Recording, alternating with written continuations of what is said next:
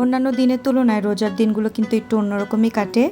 আজকের ব্লগটা আমি সাজিয়েছি আমার রোজার দিনে সকাল দুপুরের কাজকর্মগুলো নিয়ে। একই সাথে চিকেন রোল বানিয়ে ফ্রোজেন করলাম, সেটাও শেয়ার করব, তাই একটা লাইক দিয়ে দেখতে থাকুন। আসসালামু আলাইকুম, সবাইকে ওয়েলকাম করছি আমার পেজের রমজানের নতুন একটি ব্লগ দেখার জন্য।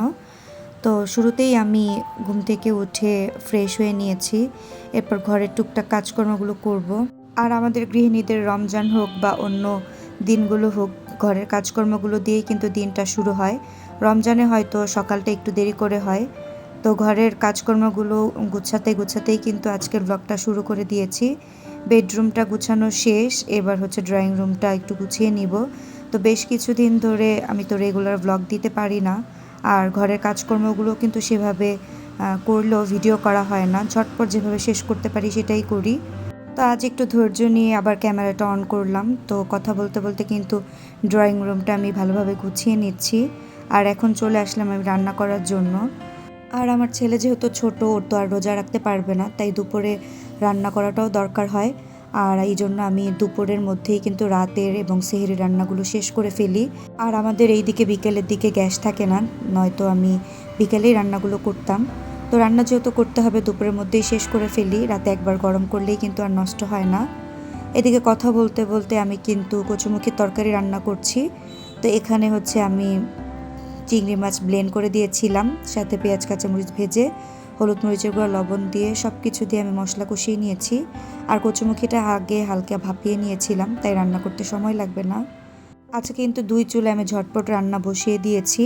তো এই দিকে কচুমুখির তরকারিটাতে ঝোল দিয়ে দিলাম, আর এখন হচ্ছে চিংড়ি মাছ রান্না করব।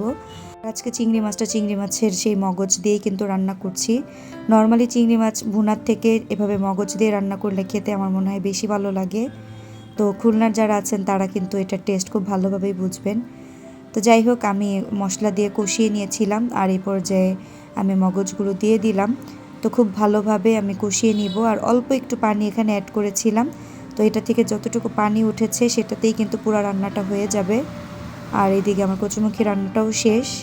আর চিংড়ি মাছটা যখন উপরে তেল ভেসে উঠেছে, ভুনা ভুনা হয়ে এসেছে, তখন ধনিয়া পাতা দিয়ে আমি নামিয়ে নিয়েছি।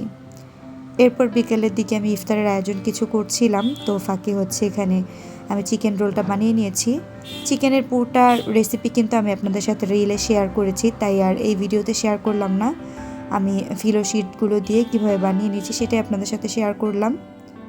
তো খুব শর্টপট আমি যেভাবে পারি, খুব শর্টকাট ওয়েতেই কিন্তু রোলগুলো বানিয়ে নিয়েছি। আর এই রোলগুলো খেতে কিন্তু খুবই ক্রিস্পি হয় আর খুব ভালোও লাগে। তো নাস্তায় কিংবা ইফতার আইটেমে আপনারা কিন্তু এই রেসিপিটা রাখতে পারেন। তো এক এক করে সবগুলো রোলে আমি বানিয়ে নিচ্ছি। তো একরকমভাবে তো দেখালাম, এবার আরেকটা স্টাইলে রোল বানানো আপনাদের সাথে শেয়ার করছি। তো যার যেটা সহজ মনে হয় সে সেটা সেভাবেই করে নেবেন।